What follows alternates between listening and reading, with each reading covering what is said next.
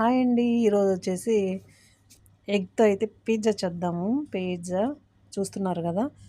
ఇవి వచ్చేసి పుట్టగొడుగులు, అలాగే పెద్ద మిరపకాయ ఉంటుంది కదా, పెద్ద మిరపకాయ, టమాటో ముక్కలు, 2 గుడ్లు, ఎర్రగడ్డలు, అలాగే పచ్చిమిర్చి వేయించుకున్నాను కొంచెం ఆయిల్లో. ఫస్ట్ వచ్చేసి ఒక 2 గుడ్లు అయితే మనం కొట్టి ఒక బౌల్లో వేసేసుకొని గిలగొట్టుకుందాము. కొట్టేసిన తర్వాత వచ్చేసి కొంచెం సాల్ట్ వేసేసుకొని, ఇప్పుడైతే ఒక బాండీ పెట్టేసుకొని అందులో చపాతీ కానీ రోటీ కానీ ఏదైనా సరే కొంచెం బటర్ అయినా ఆయిల్ అయినా వేసేసుకొని ఆ రోటీ అయితే వేసేసుకోవాలి. వేసేసుకున్న తర్వాత మనం స్టఫింగ్ ఉంది కదా, మొత్తం ఆనియన్స్, పచ్చిమిర్చి, మీకు ఏమేంటి కావాలో అన్నీ అయితే మనం అలా పరిచేసుకోవాలి. పరిచేసుకున్న తర్వాత అయితే ఆమ్లెట్ మన ఎగ్ అయితే వేసేసుకోవాలి. వేసేసుకొని పైన చీజ్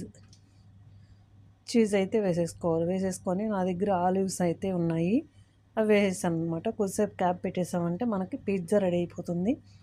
యమ్మీగా ఉంటుందండి. ఒకసారి ట్రై చేయండి. నచ్చితే లైక్ చేయండి, ప్లీజ్ సపోర్ట్ చేయండి, సబ్స్క్రైబ్ చేయండి.